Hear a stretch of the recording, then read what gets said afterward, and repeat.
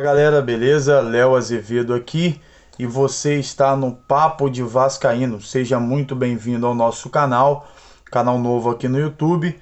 E eu gostaria de pedir a você, antes de trazer as informações aqui sobre reforços para o Vasco da Gama, para que você possa se inscrever no nosso canal, ativar o sininho, nos ajudar a chegar aí à primeira meta colocada no nosso canal, né? 100 inscritos. Então se inscreva, comente os nossos vídeos, compartilhe os nossos vídeos se você gostar do conteúdo, porque aqui vai ter o máximo de veracidade possível, o máximo de pesquisa em fonte possível para trazer informações para você, torcedor vascaíno que está nos assistindo aí do outro lado da tela. Então seja muito bem-vindo e vamos às informações de hoje da questão de negociação. Nós estamos no segundo dia, né, de janela de transferências e o Paulo Bratz está em São Paulo. Acredito que seja para fechar com o técnico, mas também há uma especulação aí e foi ventilado o nome do Rafael Navarro há alguns dias atrás no Vasco, tá? Em relação ao Zalazar, ele ainda está com a proposta e está aguardando a resposta do time no qual ele jogava lá na Alemanha, e a proposta já foi feita para o Vasco e avançou aí, porque há interesse do jogador também em vir, né, jogar no clube aqui. A proposta ele achou boa, que o Vasco fez a vinda dele para o Vasco. Em contrapartida, nós temos no Brasil a chegada, né, de Gary Medel, marcada para quinta-feira no Rio de Janeiro, para poder fazer exames médicos e assim assinar o contrato junto ao Vasco. Nós temos hoje também o Serginho, né, já confirmado e faltando só entrar lá no boletim da CBF. O Maicon foi registrado hoje também no boletim da CBF, vou deixar aqui a tela para vocês acompanharem. E o Lanzini, a gente ainda não tem respostas assim específicas sobre o Lanzini, né? Se estiver correndo alguma negociação, está muito oculta essa negociação está muito, meio que deu uma esfriada diante do que a mídia já tinha colocado, diante do que os canais, né, traziam e veiculavam aqui. Então o Lanzini também não deu resposta ainda à proposta do Vasco. Acredito ser uma negociação muito difícil devido aos altos valores do salário do Lanzini, tá ok? O Lanzini é nível de Premier League, ganha muito lá na Premier League, e o Vasco, né, e ele também tem propostas de outros clubes. O Lanzini é um cara muito valorizado no mercado, né? O Vasco então pode sim trazer ele. Acredito que o meio-campo ali do Vasco ficaria muito bom, né, com o Jair, com o Gary Medel e com mais à frente Lanzini, talvez ali junto com o Zalazar, se todos eles vierem, o que eu acho difícil, porque a gente vive uma situação muito difícil no Vasco, aonde a 777 está devendo, né, aí alguns clubes, está devendo alguns compromissos que firmaram de jogadores, e além disso, uma reputação muito ruim agora também sendo jogada aí na internet através do jornal, né, britânico, o jornal lá que norueguês, que veiculou uma informação, né, na verdade quase que uma reportagem, né, ali de muitas páginas. Você pode estar vendo lá, né, na página norueguesa lá que eu deixei no vídeo anterior. E aí eles com muita trouxeram testemunhas, trouxeram uma série de coisas, fizeram acusações sérias à 777, principalmente aos donos da 777, que no caso é o Josh Wander e o sócio do Josh Wander. E isso traz pontos negativos para o Vasco, faz com que os jogadores não queiram vir, e quem vier talvez sejam jogadores ali de terceiro reserva, jogadores que estavam encostados ou que estavam machucados.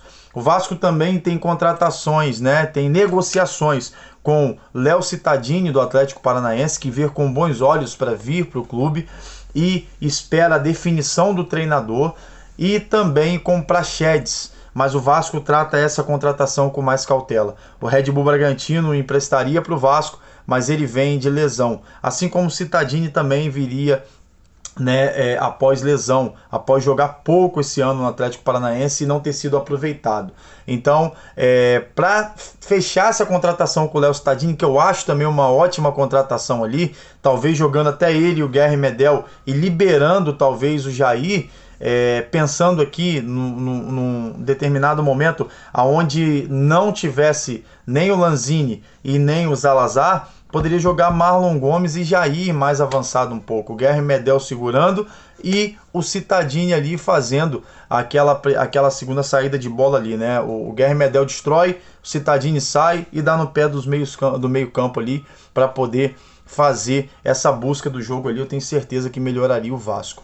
Uma contratação que eu gostaria e que eu falei no início aqui seria também o Navarro, porque o Pedro Raul não está bem.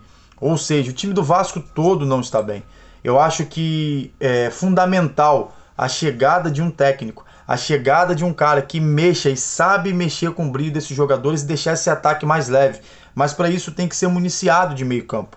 E esse meio campo eu acho que ficaria legal. O Zalazar e o Lanzini, se viesse, seria assim o mundo ideal para a gente poder fazer um meio campo legal ali. Caso isso não aconteça, acho que o Marlon Gomes poderia jogar ao lado ali, ou do Lanzini ou do Zalazar, caso um dos dois venha. Essa ida do Paulo Bratis a São Paulo, nós esperamos aqui e aguardamos informações sobre a resposta de treinador, porque isso está sendo trazido dentro do Vasco já em 2 semanas, mas não tem muita informação sobre quem pode ser. Essas especulações dos nomes, como eu citei no vídeo, né, de mais cedo, falando sobre Roger Machado, sobre o técnico, né, o Paziolo do Cruzeiro, que foi do Cruzeiro e está no Valladolid da Espanha, e o Rogério Ceni, isso aí pode trazer sim uma especulação. São nomes que a 77 gostariam de ter. Porém, nada concretizado, porque a comunicação do Vasco, desde que virou SAF, através de Luiz Melo e Paulo Bratis, tem ficado terrível. A gente não tem tido informações corretas. Paulo Bratis vem até público, fala ali com os jornalistas, né, dá entrevista informal também aos jornalistas, dá coletiva de imprensa, mas o Luiz Melo não põe a face dele ali. Em outras palavras, o Luiz Melo está cagando e andando para o Vasco da Gama. Então eu queria que muito, é um desejo meu e de toda a maior torcida aí, a maioria da torcida, não com o profissional Luiz Melo, mas sim com o torcedor do Flamengo Luiz Melo. Isso foi algo que não deu certo e não vai dar certo no Vasco da Gama. Então eu, como vascaíno, eu gostaria muito de não ver o Luiz Melo mais na gestão de futebol do Vasco. Arrume outro cargo na SAF para ele, qualquer outra coisa, mas nessa parte é onde mexe com os jogadores, é onde traz ali, no sangue dele, corre a torcida pelo Flamengo, no sangue dele corre a vontade pelo Flamengo. Até pouco tempo, como saiu noticiado aí, e abafaram um pouco o caso, o Luiz Melo era sócio torcedor do Vasco, do Flamengo, sócio torcedor do Flamengo, e aí? Ele não poderia assumir, ficou naquela assume ou não assume, mas ele não vem à tona falar nada. Ele não dá uma explicação ao torcedor. O nome dessa atitude do Luiz Melo é falta de respeito com a torcida do Vasco. É falta de respeito com a história do Vasco. É falta de respeito com aqueles que construíram o legado que se chama Vasco da Gama. E nós não vamos permitir isso. Eu, como torcedor, agora aqui fazendo um canal no YouTube com mais uma voz, junto com tantos outros canais aí de vascaínos, canais desde o primeiro até o último aí, canal do Vasco. Nós vamos brigar até o fim por vocês, torcedores, por nós, torcedores, pela instituição Vasco da Gama. O Vasco da Gama é muito maior do que o Luiz Melo pensa. O Vasco da Gama é muito maior do que ele acha, do que a soberba dele, porque literalmente é isso. Ele tá vindo ele não vem a público, isso se torna uma soberba. Ele não vem à mídia, ele se esconde o tempo inteiro. Ele tá, em outras palavras, cagando e andando pro Vasco. Desculpe aqui a palavra, mas a realidade é essa. Ele não quer saber do Vasco. Ele tá ali para cumprir a função dele, receber o dinheiro dele e, ganhando ou perdendo, ele vai continuar ganhando da mesma forma. E para nós, torcedores que ficamos aqui, vamos enfrentar mais um rebaixamento, vamos enfrentar mais um time na segunda divisão, vamos enfrentar torcedores de outro clube também sacaneando a gente, como o clube do Rio que mais caiu para a Série B. Eu acho que isso tem que ser revisto. Eu sei que tem escândalos surgindo sobre a 777, Mas eu não quero saber o que acontece com o Josh Wander ou com o sócio dele. Eu quero saber o que eles fazem com o Vasco da Gama. Se eles deram prejuízo ao Sevilha, se eles deram prejuízo ao Genoa, se eles deram prejuízo ao Red Star, que são os times que eles que a 777 comanda, parcialmente ou integralmente, não, no Vasco isso não vai acontecer. Mesmo se o associativo deixar e for conivente, nós torcedores não vamos deixar. Inclusive, ontem teve um protesto com as fotos do Luiz Melo, Paulo Bratz e do Abel Braga com velas e flores em frente a São Januário. Então, os torcedores estão muito feridos com essa situação. Nós esperávamos mais do Paulo Bratz, nós esperávamos mais da 777. Nós esperávamos muito mais do time do Vasco, que não aguenta acompanhar um atacante no 1 contra 1 ou um jogador no 1 contra 1 como o Puma Rodrigues foi. E aqui eu não estou culpando o Puma Rodrigues por não sei o que ele está vivendo no dia a dia dele. Mas a parte física do Vasco está horrível. Os jogadores não têm condições. Quando o Jair e o Peck não estão em campo, e o Léo, acabou o time do Vasco. São os únicos que salvam na parte física, o restante estão horríveis. A bola bate no pé do Pedro Raul, sai. A bola bate no pé do Pedro Raul, vai para o outro lado. A bola bate no pé do Alex Teixeira, ele não consegue chegar inteiro na bola para fazer um gol. A bola bate no pé do Bambu e corre. O Bambu perde bola, se embola na bola. Cara, eu, como jogador, como torcedor, olhando aquilo, jogando pelada, muitas vezes isso não acontece na pelada. Por que vai acontecer no Vasco da Gama? Por que Luiz Melo e Paulo Bratz, vocês têm permitido isso? Por que vocês não devolvem o Bambu para onde ele deveria estar, que é na França? Por que vocês não devolvem Carvajal? Por que vocês não devolvem Juan Cruz, que nem assim serviram para nada? Por que vocês não pegam o Matheus Carvalho, que teve jogos bons, mas que também não é um cara para estar no Vasco da Gama? Nada contra eles. A maior nota, segundo o GE.com, do jogo Vasco e Botafogo, do time do Vasco, foi o Zé Gabriel, que até pouco tempo estava afastado, jogando separado até o ano passado, que não iria ser aproveitado. E do nada o Zé Gabriel vem e é aproveitado. Não estou falando aqui nada contra o Zé Gabriel, mas são jogadores que não têm como vestir a camisa do Vasco. Nós precisamos de jogadores que comprem a briga do Vasco, que entendam o que é o Vasco da Gama, assim como vocês que estão aí não entenderam. Vocês não sabem o tamanho que é o Vasco da Gama. Vocês não sabem a história que o Vasco da Gama representa para os torcedores. Eu virei vascaíno porque eu vi Romário jogar. Eu virei vascaíno porque eu vi Edmundo jogar. Eu virei vascaíno porque eu vi o time com Nasa, com Mauro Galvão. Eu vi um time com um ataque com Euler, com um ataque com Pedrinho. Eu vi esse time jogar. Eu vi o time de 2011 ganhar a Copa do Brasil, com Dedé, com Anderson Martins, no meio campo Rômulo, no ataque ali Alexandro, junto Diego Souza no meio campo. Cara, que time, cara, era aquele? Que time era aquele? Bernard, meu Deus do céu. Por que não montar um time assim novamente? E nós fomos lá dentro do Couto Pereira e lá tiramos a diferença, tomamos o gol, fomos para cima do Curitiba e a Copa do Brasil foi nossa. No mesmo ano, nós ficamos em segundo no Brasileiro atrás do Corinthians. O jogo que talvez nós pudéssemos perder,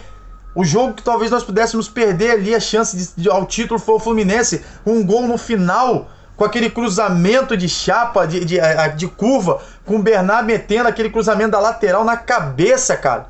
Na cabeça do Alexandre entrando. Será que é difícil armar um time dessa forma? Será que é difícil arrumar um técnico dessa forma? Não tem mistério. Vocês estão complicando tudo.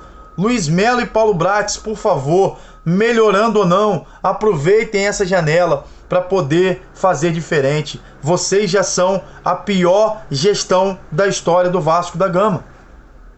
Por favor, façam a diferença e tentem mudar nessa janela. Porque se não conseguir mudar, ou tenham hombridade, peçam para sair, não sejam soberbos. Se não está dando para vocês, saiam. Porque a torcida não aguenta mais essa situação. 2 semanas sem técnico. 2 semanas. E 2 semanas também que o William Batista está lá tentando fazer o trabalho dele. E que ele não vai conseguir com esse time. Ele não vai conseguir se não mudar a fisiologia do Vasco. Alguma coisa está acontecendo errada no Vasco e as coisas não saem. Os canais que veiculam dentro do Vasco da Gama, como o Futebolaço, como Atenção Vascaíno, como o Machão da Gama, que conseguem informações lá de dentro, não estão conseguindo. Porque vocês não estão deixando. Vocês não trazem informações, vocês não têm fonte, vocês não comunicam com a mídia, vocês não se comunicam, são especulações. Quando vem é falar que o investimento, o Vasco teve o maior investimento do ano. E daí? E o time não está rendendo aquilo que tinha que ser rendido.